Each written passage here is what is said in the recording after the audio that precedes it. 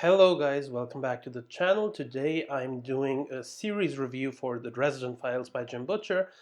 And I'm going to do it in a spoiler-free fashion today because I'm going to review the whole series and my general thoughts on it. Because I haven't reviewed any of the books specifically on the channel because I was reading this mostly last year. I wouldn't keep up with the reviews and stuff, so at some point I was just like, okay, I'm way too far into the series to actually review the old books without my feelings for the newer books influencing stuff. So I was like, I'm just going to do a series review at the very end. So today it's going to be spoiler free, and the way I want to kind of get around also doing spoilers, I'm going to do a more spoiler video later on, which I'm going to basically do a spoiler filled tier list for the series where I'll go through each book and kind of talk about my feelings about them. Obviously, it's not going to be super detailed, but I'm going to hit the most significant talking points, let's say. So that's kind of how I'm dealing with this, and I hope that will be fine. So today, mostly spoiler free about my general thoughts on the series. Yeah, so basically the first thing I want to talk about is just general impressions. And so this series, I think, if you're at all familiar with the series, you know, it's an urban fantasy series set in Chicago, and we follow the titular character, Harry Dresden, as he, at the start, solves, like, basically supernatural cases, sometimes with the Chicago Police Department, sometimes on his own.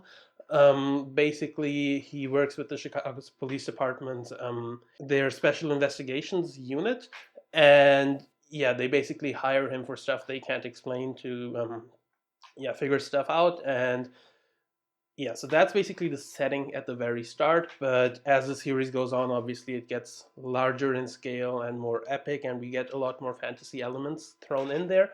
So it's a very much a series that starts off quite small and then gets bigger and bigger as it goes on, and everybody who reviews it says that, like, you can't explain what the series is about later on without spoiling major things, but just know that Butcher has a way of throwing in new elements and new things in general for each book, it feels like.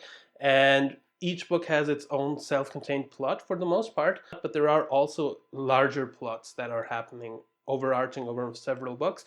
So I think there is a very interesting thing there because you can read each book and be satisfied and, like, take a break between each book. So you can read each book as a standalone, but then as it goes on, you pick up stuff from previous books and build upon it. So I think in that way it's quite unique, especially if you're more used to reading epic fantasy where you have one main plot that unfolds over multiple books.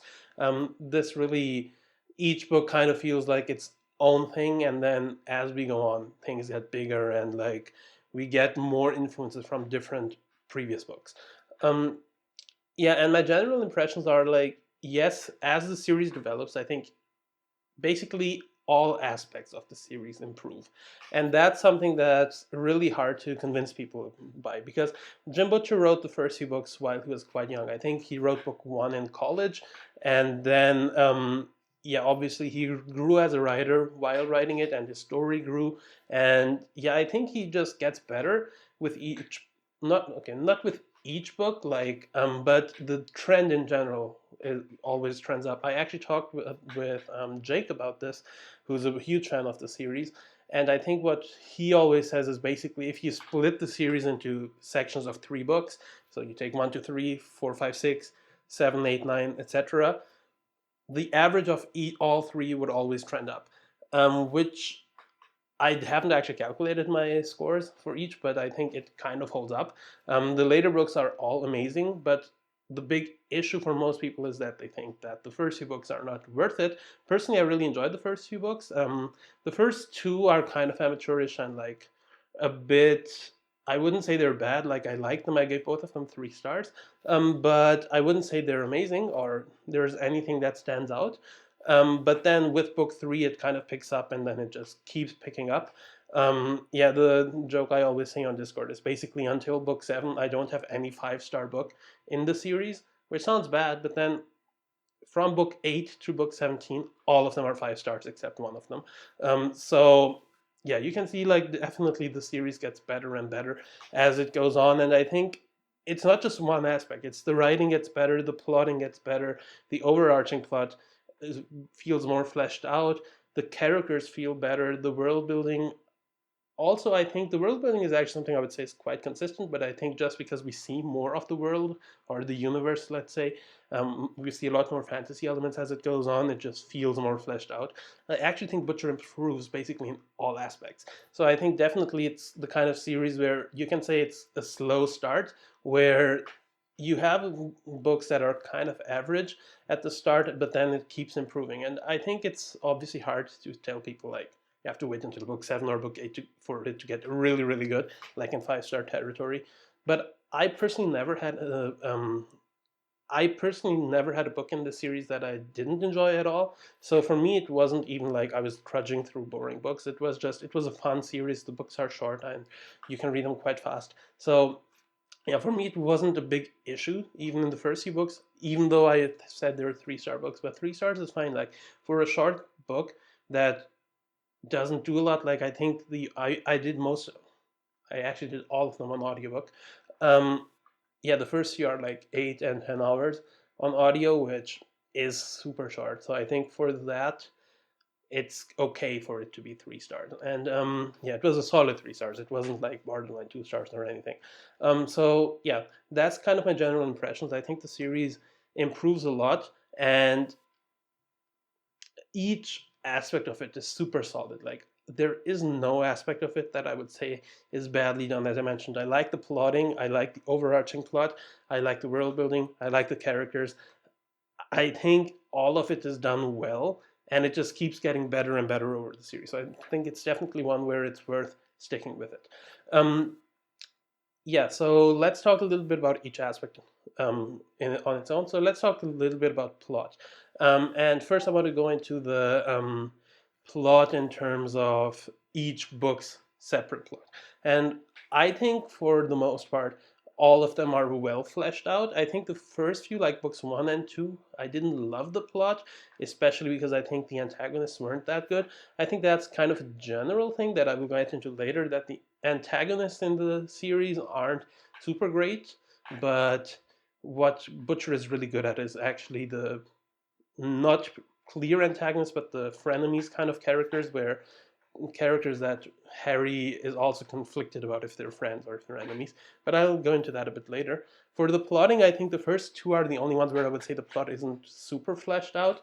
But yeah, from book 3 onwards, I think each book has a very solid plot, and it's actually fun to follow. And I think each book does a very good job at adding to the overarching narrative. Like I think the overarching narrative doesn't really start until book 3, like explicitly. So book 3 onwards is kind of where it takes off, and then you get new elements and you see, okay, he unravels kind of this whole picture that you see, okay, has been a lot going on in previous books actually that we just didn't know, because this is a first person narrative and we're in Harry's head. So we basically know what Harry knows at the time. And it turns out that at the start, Harry doesn't know a lot about what's going on in the universe in general. So we kind of learn about a lot of things as Harry learns about them. So I think in that respect, it's done quite well because we have a very limited point of view, and it makes sense for us to not know things at the start. And you get the feeling that even though Harry doesn't know and we don't know, there are things happening in the background. You see later on, okay, there were things that you can that were going on that we just didn't know about them. And I'm actually really looking forward to go back and reread the early books, because I'm wondering like how many hints Butcher dropped for the larger plots that we just didn't know about, but maybe there were like foreshadowing points there, because I feel like, so I think I've seen Jim Butcher interviews where he said that he basically plotted out the whole series before he wrote each book. So he has a plan in general. Obviously, stuff changed over time, like he's been writing this for a long time. But I think from what I've seen, he seems to have planned a lot of these in general plot lines out. So I think there will probably be some foreshadowing that will be interesting to pick up on the reread. Um, yeah, and for the overarching plot in general, there are a few different things that are going on, and I think all of them are quite intriguing, and it's really cool because the way he does it, you feel like there's a lot of stuff going on, and it feels like each character, like each of the side characters, is actually involved in something.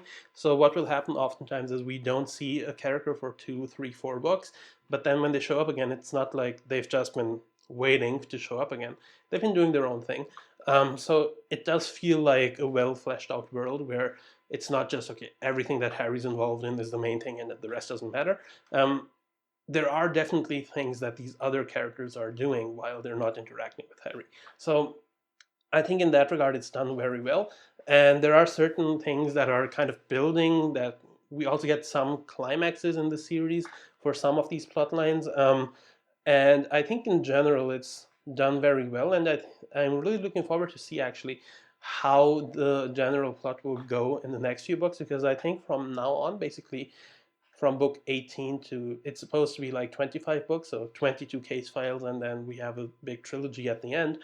um, I'm looking forward to see what Butcher does with the remaining books, because the premises for all of the remaining books sound awesome. So much for the plot. Let's talk a little bit about world building.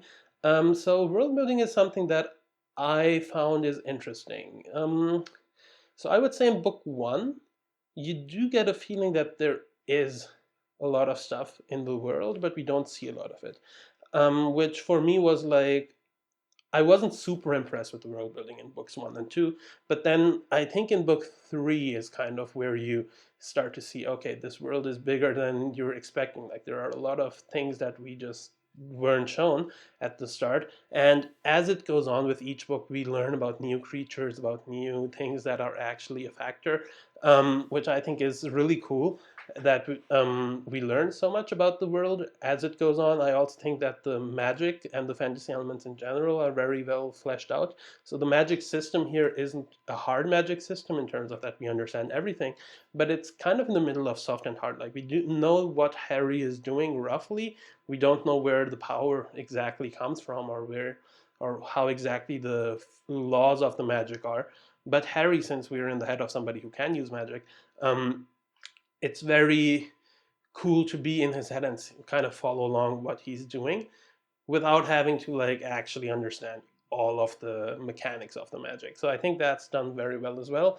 And I think it's just really cool how Butcher manages to use a lot of different like mythological creatures and yeah, creatures in general, and uses a lot of fantasy elements that you've probably seen in other things, and kind of gives them his own spin.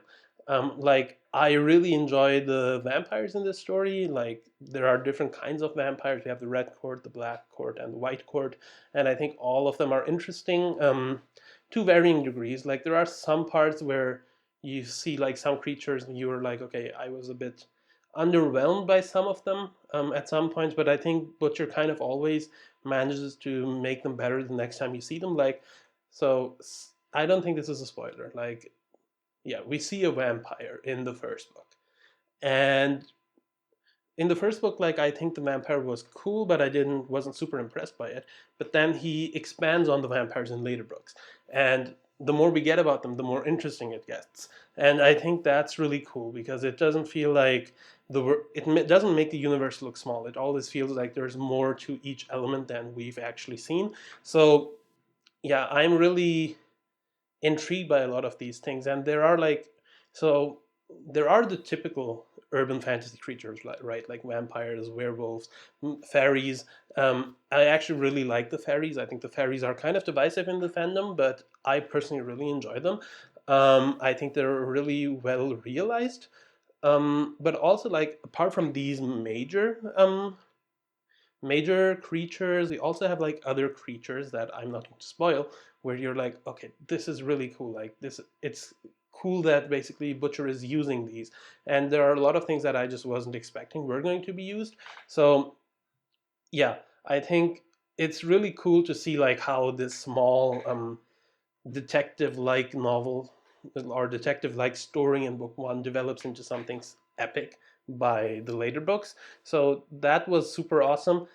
And yeah, I think the world building just, as I said, like this is going to be a repetitive point, but it gets better as the series goes on. And yeah, that's about that. And now let's talk about the characters. So the characters. So let's split it actually. Let's talk first about side characters, and then I'll talk about Harry. So side characters, I would say, I it took me a while to get really invested in this cast of characters, and that really, I don't know why that is. I kind of want to give Butcher credit for improving as a character writer as the series went on, but I kind of can't put my finger on why exactly I didn't love the side characters at the start. Like for me, it took.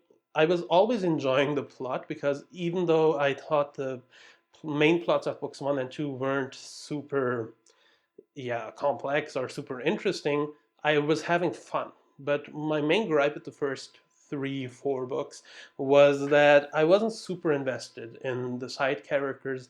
So the first time I was like super invested in the side character was in book 5, and that's where I was like, oh, okay, he can write side characters well. And I don't know if this that was just him kind of shifting his focus to kind of make the characters look be cooler. Actually, I think I also have a character in book 3 that I really like, but I wouldn't say I loved that character in book 3. I think I actually that character I fell in love with later. Like I liked that character, but I didn't love him. Let's say. But in book 5, a separate character is introduced where I'm like, that's the character that I immediately was like, okay, this guy is cool, and I'm really attached to this guy. So yeah, it took until book 5 for the sidecast to be a positive point for me. Before that, I was kind of neutral on it, and again, as I mentioned before, after book 5, there is kind of this shift. Like for me, book 5 is really where I'm like, yeah, books 3 and 4 were also 4 stars, but for book 5 is where I was like, okay, no, this guy can do character writing. And what kind of changed with book 5 for me is I think with each subsequent book, I started liking the sidecast more. And that's not just the new characters that he introduced, I also started liking the previous characters that I was kind of neutral on more with each book. And that's kind of impressive because I think there are some characters that we've seen for like 3, 4 books at that point. So it's kind of hard to change the reader's mind about them. But I feel like he does, especially in books 4 and book 6, he does something with one particular character that really leveled that character up in my head. Um, and then, yeah, the characters he introduces afterwards are also very well fleshed out. And as I mentioned before, he does this thing where the sidecast changes with each book, like depending on what Harry is doing. In one book we'll get one set of side characters, and the next book we get different side characters.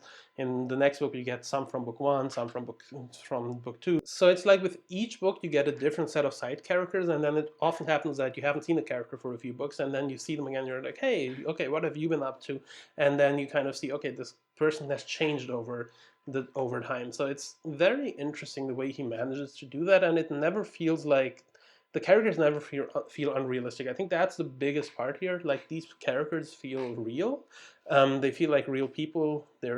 They feel like they're well fleshed out. Like when they're talking with Harry, it feels like they aren't just there for the story. They are humans outside of the story, let's so to say. Like they aren't just token characters where it's like, okay, this is your part in this story, and then everything apart from that doesn't matter. It feels actually like, even with actually tertiary characters, I would say, he manages to later on make them feel more important. Like, yeah, I was quite impressed. Like again, on Discord, I had this one joke where I was like, books 1 to 6, I'm like, or sorry, books 1 to 4, I was like, I'm not sure if this guy can write characters well. And then in book 5, I was like, hey, a good character. And then in book 7, I was like, okay, these characters are getting really good. And then by, let's say, book 10, I'm like, okay, actually, no, by book 8 already, I'm like, okay, I love this sidecast.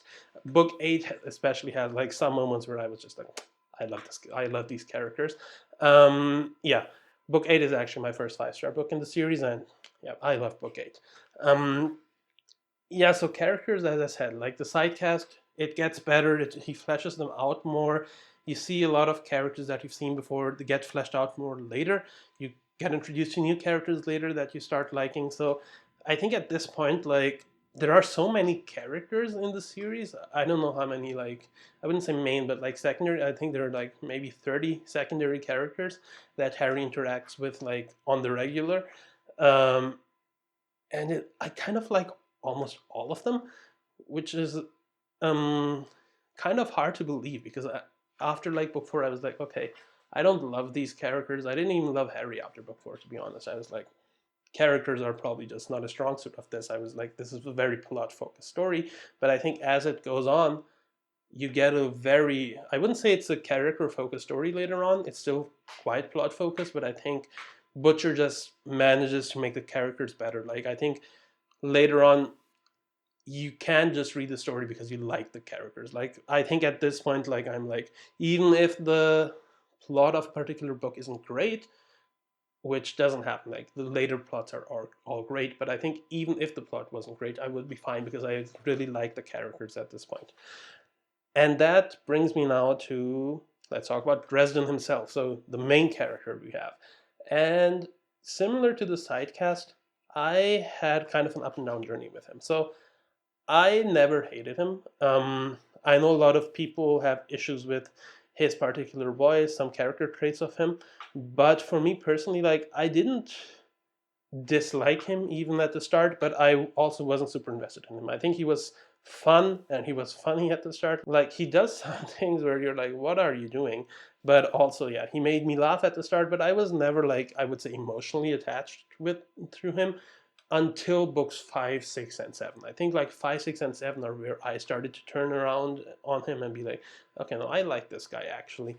And then with each subsequent book, I think just because we're in his head so much, you kind of start understanding his character more and you start really getting invested into him. And again, I think this has to do with Butcher actually getting better at writing Harry's inner monologue and actually getting across his feelings. And I think also in the first 3, 4 books, he very much feels like very much feels like he's a very loner type of guy. Like, he cares mostly about himself. That's not true. Like, he cares about other people as well, but it's not like he is interacting with a lot of people at the time. But then as you get more attached with the side cast and as you see, okay, how much he cares about these side characters, you also start caring about him because you're like, okay, this guy actually has really nice relationships, really interesting relationships. So I think it kind of is interesting that since we're in his head so much, I think we start realizing what kind of person he is the more you are in his head and the way he changes over the story. So yeah, Harry, I think, is, so after like books 3 and 4, I would never have thought that I would say Harry Dresden is one of my favorite characters ever. But at this point, he is probably a top 5 character for me ever.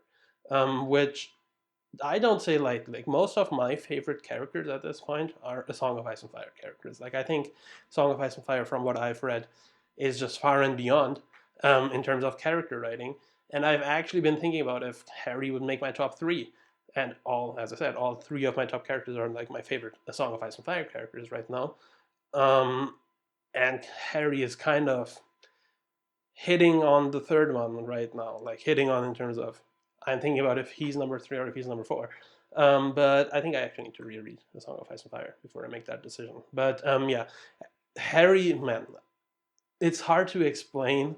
Like, he does so much stuff. He goes through so much in the series. Butcher puts him through so much stuff that I couldn't help but, like, yeah, really get invested in him. And I think, yeah, it's awesome, like, how well his character is realized, and it's awesome how well his relationships are realized. Like, he has, as I said, we have a secondary cast of like 30 characters, and his relationship with each of them is unique and feels real. As I said, like, it feels like he interacts with each person like a normal person would interact with their friends, with their family, with, yeah, their acquaintances or people that they know. So it feels like, okay, with each of these relationships, Butcher is kind of building a bit on separate character traits of Harry, and you start to really, yeah, fall in love with him, I think, as the books go on. And I think Harry, like, at the start, I was like liking the books, and I wouldn't say Harry was a main part of it. As I said, I was mainly liking it for the plot and because it was fun. Actually, I think I'm being a bit unfair. I think I did like it because of Harry, because I think a lot of the fun part comes from him being him, where he's just doing things that are funny and where you're like, dude, you need to be careful, you're in over your head. But later on, I think you just develop, at least I developed, a way more emotional attachment with him. So yeah, I think I'm gushing a lot at this point. But yeah, I couldn't help it, but like I fell in love with the series. So yeah, those are the aspects I wanted to talk about. So what can I say in general? General thoughts are, I think this series is amazing. At this point, like this is my second favorite series.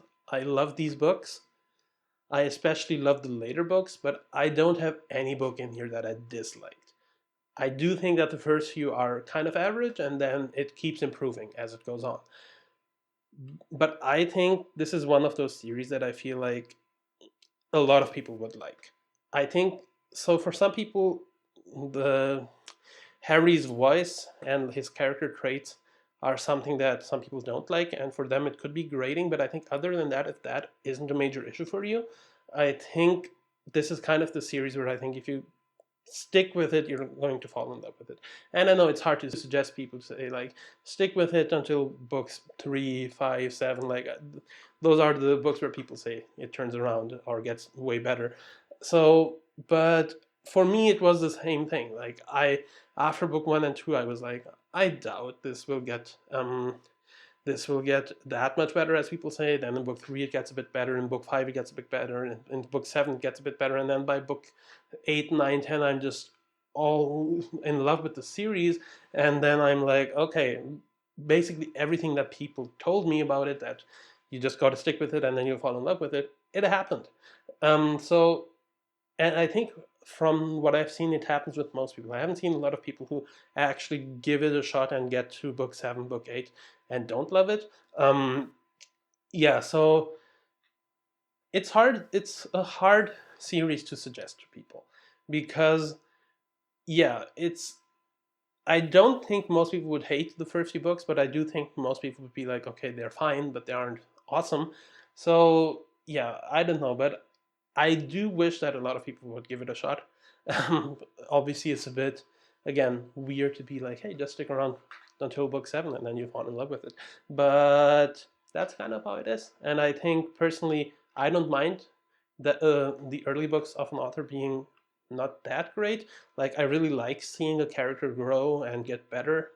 So I don't mind the first few books, not like, unless if they were super bad, I would be like, okay, that's not good. But because they aren't bad, they are just fine. I think it was worth reading them, to be honest, because I think the fact that he got so much better, it kind of highlights that this guy isn't just somebody who started off as a writing genius in his first book and just went on and just wrote one of the greatest series of all time. You can see, no, he developed as a writer. He started off kind of as on an average level, and then he developed as a writer, and he got better and better, and now he is writing one of the best series out there. So yeah, I'm getting a bit rambly now, but I hope this made sense. Yeah, so that's my thoughts on the Dresden Files, spoiler free. As I mentioned, I am going to do a more spoilery tier list video at some point soonish. Yeah, and let me know if you have read the Dresden Files, how you feel about it, if you have DNF'd it, if you plan on getting back to it, and if you have any more questions, let me know in the comments. I'm going to answer them. Yeah, I hope you enjoyed this video. If you did, leave a like, leave a subscribe, and yeah, I'll see you in the next one. Thank you for watching. Goodbye.